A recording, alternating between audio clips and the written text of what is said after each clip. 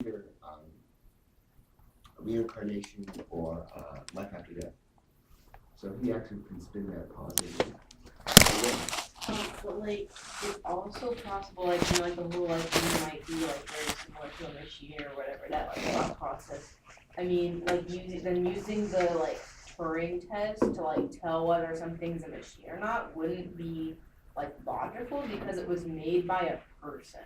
You know, and like if we are, because we don't know if like our brains are similar to machines or not. So it could just be the Turing test is like it's meant to like reach a like a computer complexity to be on our level, but that might not necessarily make it not just a computational machine.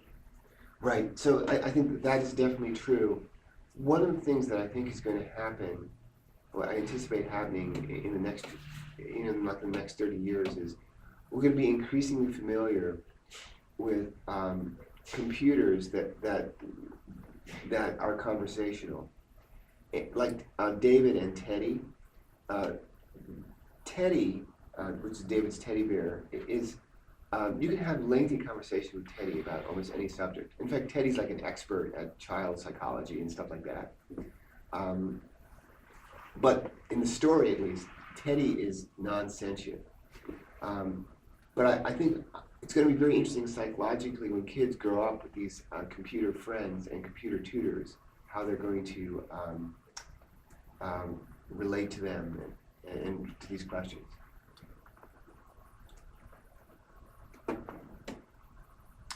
Okay, let's see. Here's an interesting point.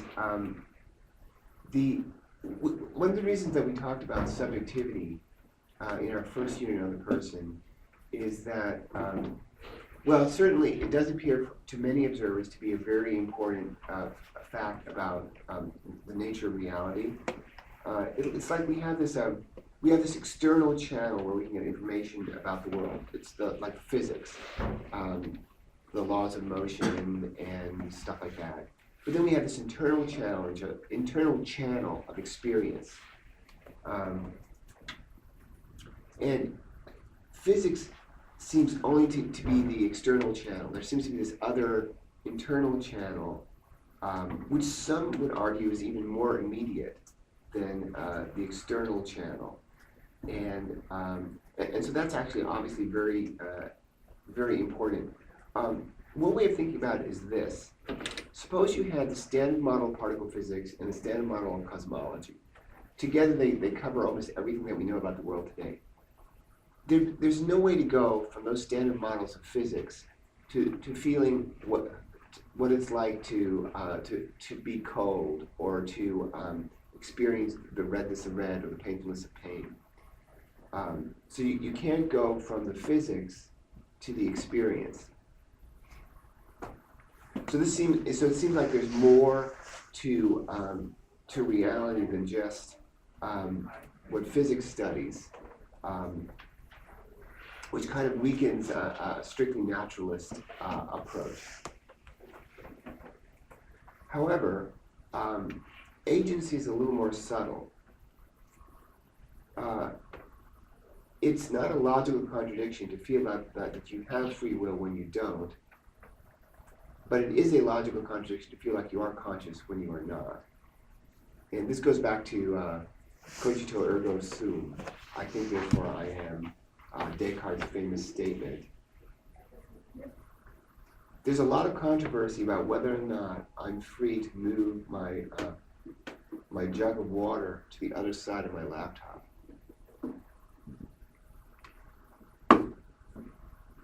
I've done that kind of thing before. It seemed like it was free, but maybe I'm a complex system and I just don't know all my motives. I'm definitely a complex system, and I definitely only have partial information about what's going on inside me. So there's a real issue about whether that was actually a free decision, or maybe I was just transmitting the cause and effect of the basic underlying physics. Let's take a break. I'll come back and we'll continue talking about agency. I'm just going to skip what I thought my essay for subjectivity might have turned into a literary coordinate system of Harry Potter for a second. Wow, that is, we'll talk more. Yeah, because J.K. Rowling writes like a robot. Is that what you're talking about? No, actually, it was, so my essay is on the subject, like, the power of the pen, and I'm thinking like a majority of people at this point have probably read Harry Potter, so using a character to show how, or from Harry Potter to show how people will feel similar, if not the same emotions for specific characters and scenes in a book. I felt that that might be a good series to take an example from, so it won't be spoiling it. It's a good way to learn.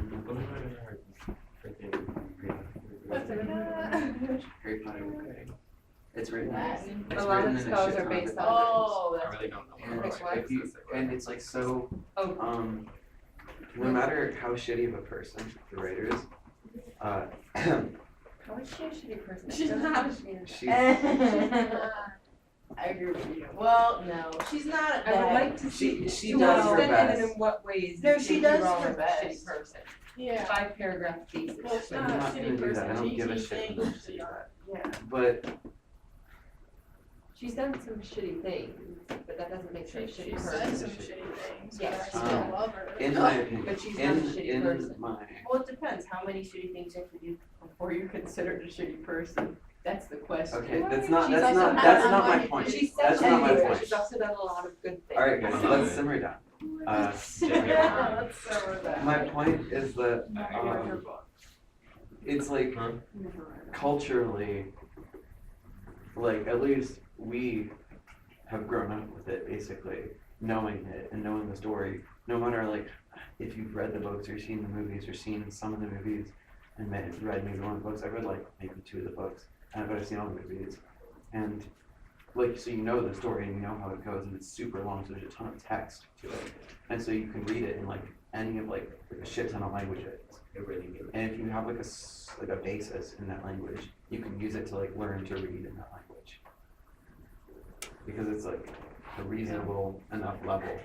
I should watch Avatar: Last Airbender in another language. I'd learn it instantly because I have all the English You memorized. could at least learn the intro. Well, but the thing is that I have all of the English episodes memorized, like Really? word by word. That Yes. is, So if I listened to another language, I could probably know what they're saying. that's cool. But yeah, I figured Harry Potter was a good one to choose from because so many people have grown up with it and know the story and have probably heard the lore suffrage. Oh, yeah. Don't like her. That's what I'm going with. That's where I'm going. That's where I'm going with my essay. That's where I'm going with. No, I don't like her. No, she. That's where I'm going with my hates her. essay. Yeah. That's where I'm going with my Every- essay. Everybody wants her dead rather than Voldemort. That's exactly the point I'm making with my essay. She's the most realistic. That's exactly the point that I'm making in my essay. What the people can Like, relate to. people want That her multiple dead. people are experiencing, I'm arguing with, in my essay, I'm arguing with Ward's comment that nobody can feel my pleasure or pain, because in books, we all feel that same anger at characters like Dolores Umbridge and that Yeah. same wanting of her dead. Yeah, but that's, I don't know if that's necessarily, like, I think it's because it's like relating, cause like we relate to, we have met people like her, but like, most people have never met like pure evil, like someone like Voldemort, you know? Yeah, And- he Exactly. seems like I a- even But mentioned most that. people have met like a person who like wants to control everything, and I most have people an have gone entire to paragraph freaking about school, that in and my every essay. teacher is like that.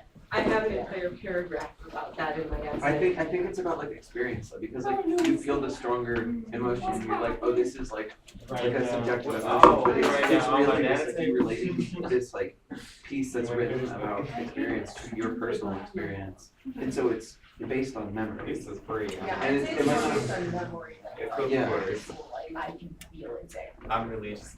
But Just like, gotta go back it's and watch interesting my though, because it does tie your memories together. Like, Yeah. like So if I have this it's memory of a like- person that you have no idea who they are, but you have the memory of a person I have no idea who they are, we both relate them to this character that we hate. Yeah, that's kind of what I'm exploring in my essay. Yeah. I wonder who Alex. And then you form this new connection in your mind, it's like, oh, we both know this thing that we hate. Yeah, that's Hey, kind of what I'm trying to explore. that is- Who's Al? Yeah, Rory, that's kind of what I'm exploring in my essay. It's just me organized. Oh, you just now realized you could see the things on the table. Oh no, this was like Okay, okay, folks, let's get back together again. So, I thought I'd show you the AI teaser trailer. So remember, this AI is based on Super Toys Last All Summer Long. And this was a movie that was originally, Stanley Kubrick was working on this film at the time of his death. And Steven Spielberg then actually completed it. So I don't know if this is going to work so well because of the volume, but let's see what happens. So it's just the teaser trailer.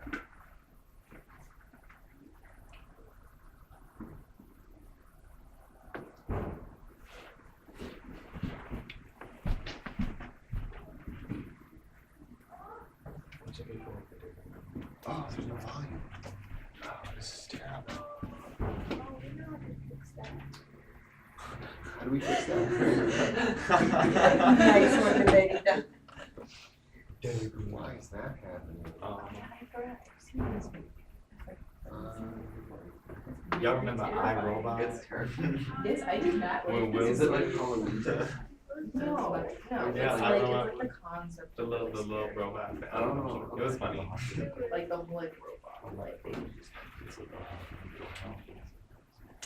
Well, okay, this may not succeed. So, I don't know if I can reach that. you mean, so you think there's like a volume switch up there? There is. There should be. I'm not LeBron James. I can't. But there is this. Oh, shoot. Oh. Okay, maybe we'll do that at the beginning of class on Thursday. So I'll do that. It's very apropos to use that French phrase again. German. Germain, it's very germane, yes, it's very germane. So we'll look at that later. Okay, all right. So let's get back to our heady philosophical stuff.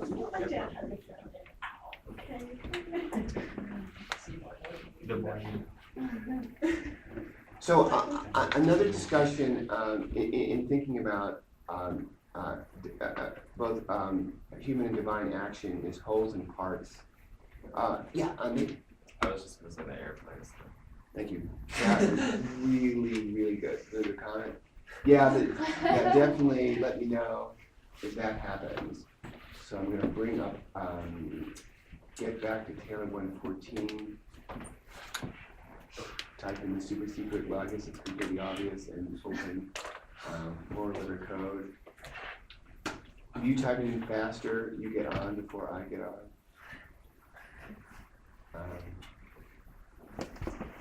Okay, so wholes and parts.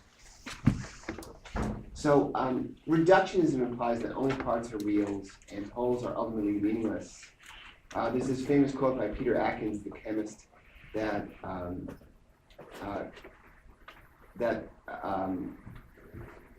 the world that we experience is simplicity masquerading as complexity. As things appear complex, but when you reduce it down, it's all just simple atoms on atoms. You know, whatever chemists study or whatever physics studies. However, there's another point of view that the whole is greater than the sum of its parts. I'm sure you've heard that phrase. And in fact, my whole does have this surprising property of subjectivity. Remember, subjectivity, like the redness of red, the painfulness of pain, it's not something that we would predict or frankly even expect from the standard model of particle physics. So that's, I think, a cool thought. It sends a chill up my spine when I think about it. And so the ideas are that if wholes can be conscious, if they can have experiences, perhaps they can also be free. Freedom or free agency is also something that's maybe surprising given elementary physics. So primitive systems are ruled by microscopic laws, yet some of their sophisticated behaviors are not sensitive to the microscopic details. Let me give you an example. Don Jacobs was a physicist in our department for many years, and his research was on binary fluids. So he studied mixes of two fluids, like you can imagine my jug of water here. On the bottom, he would have one fluid, and on the top, he'd have a second fluid. And at room temperature, for example, the two fluids would be immiscible. That means they did not mix. But then, as he changed the temperature higher or lower, depending on the fluids would begin to mix. And at the critical temperature, where they just begin mixing, he would observe bubbles of one fluid in the other. Like maybe the fluids are A and B. So you'd have bubbles of A and B and bubbles in B and A. And at the critical point itself, you would have bubbles on all scales. You'd have big bubbles and smaller bubbles. The behavior at the critical point itself turned out was independent of the fluids. So there's a wide range of different fluids with different chemical structures for which you would get the same behavior. He and other people, this is a widely known phenomenon. So the behavior of a binary fluid near its critical point, where the mixing begins, is independent of the two fluids. It's very interesting. It's kind of like it forgets its microscopic roots. So Robert Laughlin is a Nobel Prize-winning physicist, and he has written the following. If a simple physical phenomenon can become effectively independent of the more fundamental laws from which it descends, so can we. I am carbon, but I need not have been. So what he's saying there is he's made, he's a carbon-based life form, but in principle you could replace the carbon with something else, and he believes he'd still be himself. That is, he transcends the atoms from which he is made. Nivedita? For the previous critical point thing, isn't that the behavior of the binary fluids is different at the critical point? Like it doesn't behave as it is? It's this, yeah, so at the critical point, it's a very special point where you get these bubbles within bubbles at all phases. And it's the behavior of the bubbles within the bubbles that is the same for a wide range of different fluids. So, okay, so they all behave the same way. Yes, it's called universality. So there's universality in the binary fluids at the point where they mix. It's independent of their microscopic constituents. And in fact, if you study this area of chemical physics or physical chemistry, you can create very beautiful graphs that show, say, the distribution of the bubbles, say, or maybe the transparency of the fluid as a function of temperature, and all the graphs collapse onto a single graph. So you have graphs for many different binary fluids, they all collapse onto a single graph. So there's an element of this physical system. It's simple, it's just two fluids in contact, but there's an element which is independent of the fluids. There's a behavior. There's an emergent behavior which is independent of the microscopic constituents. So what Laughlin now is making a philosophical argument, although he's a physicist, so physicists have to be cautious when they make philosophical pronouncements because they're not trained in philosophy. But they do anyway. Here he goes. So he says, I have a meaning transcending the atoms which I am made of. I could be made of something else, but it would still be me. I'm a higher level phenomenon. So the whole is greater than the sum of its parts, just in that sense. So it's kind of an anti-reductionist idea. Other thoughts or comments, questions on Laughlin's remark? Okay. Now, in theism, there is a wide range of views on free will and determinism. And I just wanted to give kind of an overview. Some people think that God causes all things in a very rigid way. Others think that God directs all things, but leaves room for the freedom of individual persons. Others believe that God limits control, so even God doesn't know the future. The future is open. So these are different models in theology about how this might work.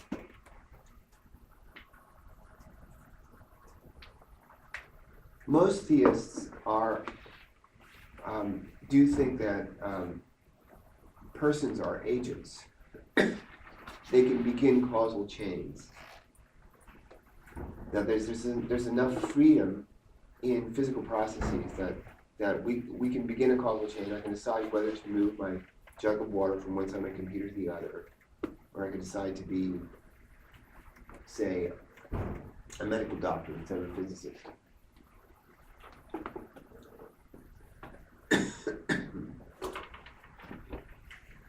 Okay, and so there are multiple points of view here that we'll talk about later. We'll talk a little bit about Molinism later in particular, which is very interesting. Okay, miracles. Some people argue that miracles are subjective. They're not instances where God overrides the laws of physics. And this view has maybe traction with physics. Remember, when we relate science and theology, we're often looking for traction between the two. And so, some people might say a birth of a healthy child is a miracle. But it doesn't override or cancel any laws of physics. Or maybe a recovery from cancer. You'll say that was a miraculous, or you might even say that was a miraculous football game or something. So miracles don't have to override, in this view, the laws of physics. However, and to make this specific, there was a group of scientists and theologians in a set of conferences during, I think this was the 1990s, formed what's called the Divine Action Project. So there's a group of conferences, and the Center for Theology and Natural Sciences was involved, the Vatican Observatory was involved, and many other scientists and theologians. And they were trying to create models of how God could act in the world without violating the laws of nature. John Polkinghorne, we mentioned him before. He's a physicist and also a theologian. He likes to say that God acts within the grain of physics rather than across the grain of physics. So what I'm imagining, if you're a woodworker, you have a piece of wood and it's got some grain to it, and you know there's a huge difference whether you maybe cut or sand along the grain versus across the grain. So Polkinghorne's imagining that the universe is designed by God to be adjustable, so God can interact without actually violating any laws of physics. Robert Russell of CTNS has coined the acronym NIODA, Non-Interventionist Objective Divine Actions. So non-interventionist means that no laws of physics are violated when God acts in the world. Objective means it's not just merely subjective. It's a real act of God. These non-interventionist objective divine actions, they might be discernible by faith, but not demonstrable to skeptics. So the skeptic could say, no laws of physics were violated in this cancer recovery or the birth of this child, but other people could view it nonetheless as being a miracle of some kind. Interestingly, Russell does allow that in exceptional situations, God might act exceptionally. So, as a physicist, Russell is aware that the universe, for example, might not be old enough for all the laws of nature to have kicked in yet. For example, suppose you observed the universe when it was very young, like 3 minutes after the Big Bang. It's just a giant nuclear fusion reactor. It has no stars at all, for instance. No planets, no biology, no chemistry. Those lie in the future of the universe. It might be, for example, that something will happen to the universe billions of years from now. Maybe a change in the quantum vacuum. This has been much speculation here. The quantum vacuum is basically the lowest energy state that you can get. The classical vacuum is absolutely nothing, but in quantum mechanics, nothing is complicated, pun intended. And there's always some so-called zero-point energy. So you have fluctuating particle-antiparticle pairs, and which may have some non-zero energy density. It's possible that the quantum vacuum is in what's called the metastable state, and could at any moment transition to another state where there'd be new laws of physics, literally.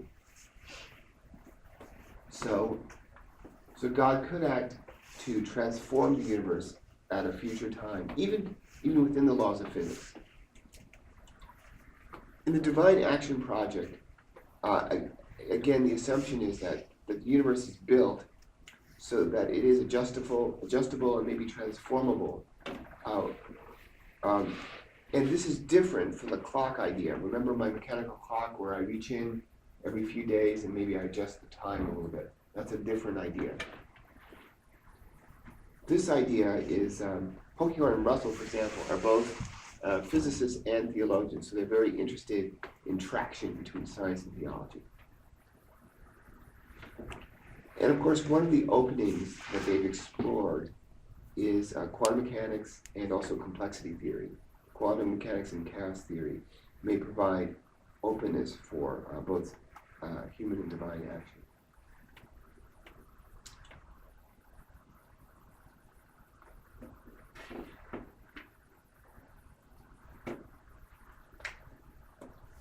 So here I mentioned perhaps the laws of physics are simply what happens if God does not act specially. That's me and the clock again. The concern that some physicists have about this, though, is could or would God be detected this way? So if God is periodically or maybe sporadically reaching into creation and injecting some energy, or maybe injecting some information at constant energy, that's another idea. That would be a more subtle influence. Certainly, though, if God is fiddling with my mechanical clock, I might be able to set up a careful experiment to detect God's action. And this causes some people, some theologians, some concern. So, for example, suppose we had anonymous prayer groups praying for people who are hospitalized. And suppose that a study were done to show that certain prayer groups statistically improved hospital recovery rates. What would be the reaction to the scientific community? I think I know what the reaction would be. They would attempt to optimize the effect. So they might get, they'd say, okay, this is really cool. We can actually improve recovery rates by using prayer groups. So then, what prayer groups are best? Is it a question of having lots of people praying, or do you need people from particular religious traditions? What if you have people from a mix of various religious traditions? So in fact, these studies have been done, and they don't show a strong correlation. But this is not surprising to many theologians. John Hick, we've mentioned John Hick before, he liked to say that God is at an epistemic distance. So this is that word, epistemology again. Remember, ontology is what exists, epistemology is what we can know.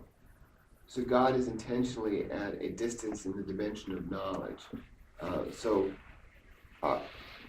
We're not so from Hick's point of view, we're not going to statistically catch God or otherwise catch God doing something. God doesn't work that way. Thoughts, questions.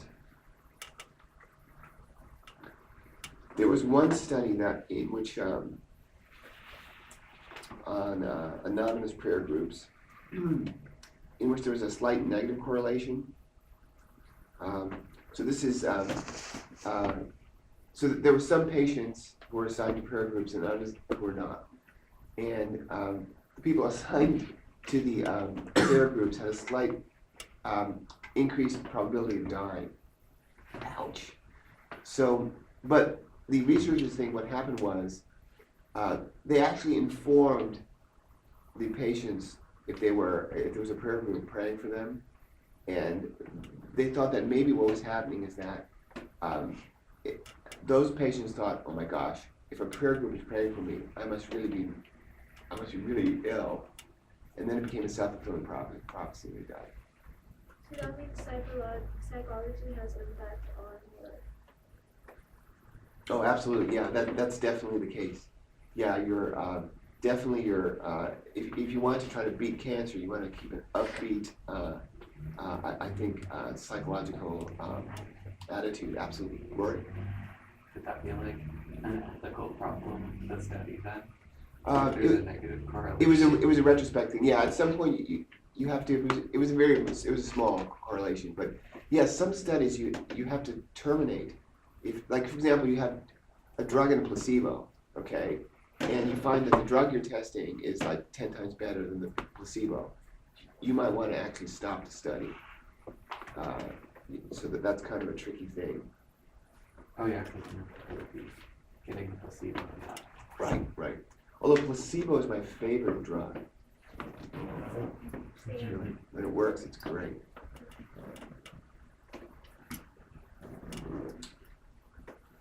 Okay, so so some people think you're not going to catch God statistically by doing it. God, of course, all that. Another thing that's discussed a lot is in science and theology is in classical theism, God is omni everything, omni powerful, omni knowledgeable, and also completely good. But are these in particular, is God's knowledge incompatible with human freedom? If God knows everything, including our future, how can our actions be free? Now, in classical theology also, God is typically outside of time. That's like a whole interesting discussion. But a traditional response is that God knows our future in its presentness. So foreknowledge is not the same as predestination.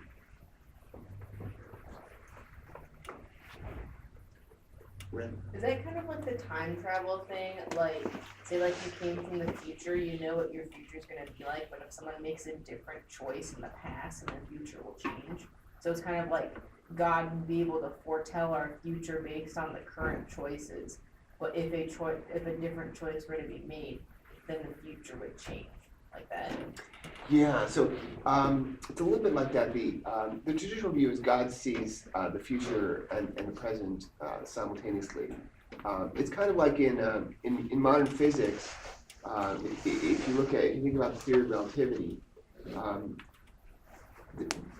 physicists typically think of space-time as like a meter stick. The Big Bang is here. We're about here. Your birth is here. Your death is here. You're a world line. So it all exists at once.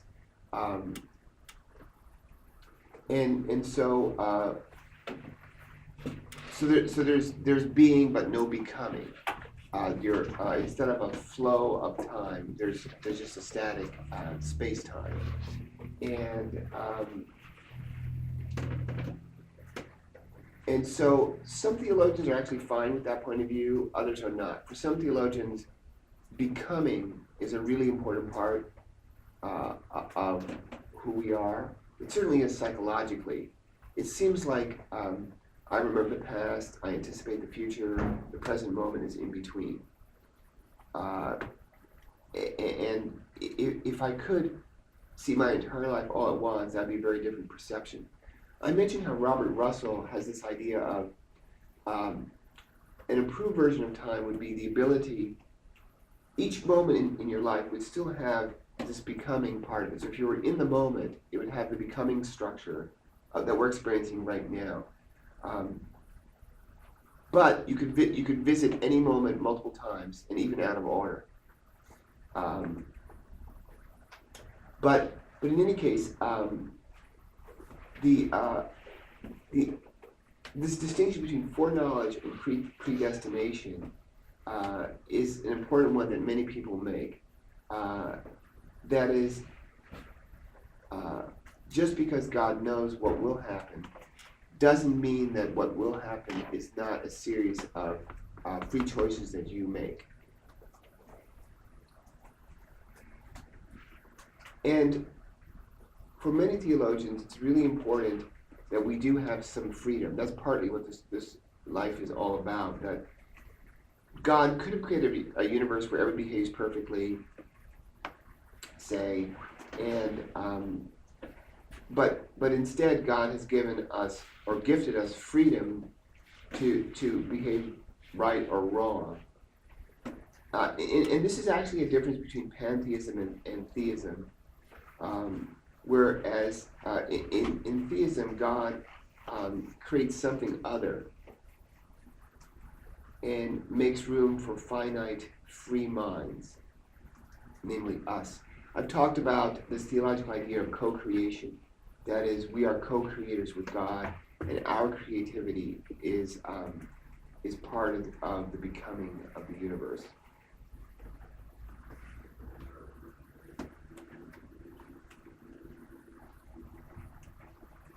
So there's a so this is an interesting topic.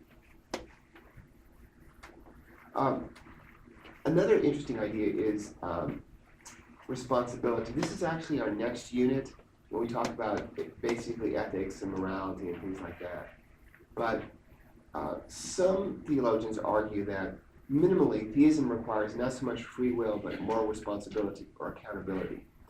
That is, free will is like a huge topic in philosophy, and it might be what's called a red herring. Does anyone know what a red herring is? Can anyone explain a red herring? Nate, you seem enthusiastic. I'm always enthusiastic. It's red herring is kind of like I can see it in my head. It's like I can't put it towards. It's kind of like something that you say to like throw somebody off, but it doesn't Yes. have like any actual like meaning or Yes, there's nothing yeah. really behind it. I think that's good. I looked up red herring in Wikipedia once, and its etymology is confusing. No one's totally sure exactly where it comes from, but I think basically that's it. It's a diversion. That is what theism minimally requires is that we be responsible for it. We be morally responsible or accountable for our actions. And this leads to a kind of non-reductive physicalism that we talked a little bit about before. And the basic idea here, without going into the details, there are lots of buzzwords on this slide. Humans are minds and bodies in society. That's kind of a buzz phrase, but I think it's a good one. We are open dynamical systems executing top-down causation via whole-part constraints.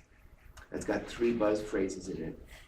And then macroscopic boundary conditions edit microscopic possibilities provided by physics. I'm summarizing an entire book here in one slide. But the bottom line is, in the view of some philosophers, we may be morally responsible even if we're not wholly free. So you might, there's kind of a subtle distinction here. We could be morally accountable even if at some level we're not completely free agents. We can't begin new causal chains. Or, So on that level, like, it doesn't matter if we have free will or not, because like it seems that I have the free choice to like break a window if I want to. right, But right. like even if that's like not my choice, if it like seems like it's my choice, I can choose to, it seems like I can choose to not do it, which would be like my moral responsibility in this case, to like not destroy something. Yeah, yeah, so we hold you morally accountable. I think that's in fact what we do in our judicial system. You are not just your brain, but your brain, your body, in your society. You've been you are accountable. You instantiate the learning of all your teachers, your parents, your prior experiences, your genetics, and that's sufficient to hold you morally accountable for breaking the window or not. And so for some theologians, that may be sufficient. So we don't have to enter into this big discussion about free will or agency. So I'm just throwing out another possibility here. So they're not all simultaneously possible. Okay, a few words about prayer. So Keith Ward writes, in a mind-based universe, the desires and concerns of finite minds are taken into account. So Ward is ultimately an idealist. He thinks that mind is primary, and the physical world is an expression of a mind, the mind of God, if you like. And so that's why he refers to a mind-based universe. And the evolution of the universe takes into account the desires and concerns of even finite minds. So that's how he thinks of prayer. C.S. Lewis has an interesting model of prayer as well. The idea is, suppose you pray for something like maybe you're considering taking a job in a different state or something a major life decision, and you're praying for guidance. Does God take that into account in figuring out what's going to happen next? Well, and there's so many prayers happening simultaneously, presumably. Maybe explicit prayers or implicit prayers, hopes and desires of sentient beings. C.S. Lewis, the writer, Chronicles of Narnia fame, created this multiple drafts model. Lewis imagined that God creates a draft of reality. It's like the first draft of a novel or play. And then God goes through the model again and revises it based on the desires and concerns of persons in it. So God goes through and finds that you want, say, a shiny, ball for your birthday. Okay, so then maybe God makes that happen, and then iterates the process over and over again. And what we experience is the final iteration of this process, so that the actual reality that we experience, the final version, is actually a combined effort of God's creativity and our wishes and desires and our creativity as well. Multiple drafts model of creation. Let's see, we have Molinism. Shall we end on Molinism? Okay, maybe. So final topic here. So in theism, for most theists, it's very important that to preserve human freedom. That's a very important aspect of what it means to be a person. We're not just automaton. But it's also, for most theists, it's important to preserve God's sovereignty. That is, God is ultimately all-powerful. So a Molinist imagines that God has what's called middle knowledge. God knows logically prior to his decree to create a world what any person would freely do in any circumstances. So God knows what we would freely do if we were put in any circumstance. Not temporarily prior, because God creates time with space. space and time were created together. So, but logically prior, God knows what we would freely do in any given circumstance. And God takes this into account. God's middle knowledge of your free choices are logically prior to his creation decree and are thus beyond his will. So this is really interesting. So that is my choice to do this. It's a trivial choice, but you can think of something more profound. I can save a life or take a life. It could be a profound choice. That is a free choice and is actually beyond God's will. This is extremely strong. You've got the creator of the universe, and yet I can really do something. That's a trivial act, but I can do something very dramatic. I have real freedom that's beyond God's will. But God knows that prior to his creation of the world.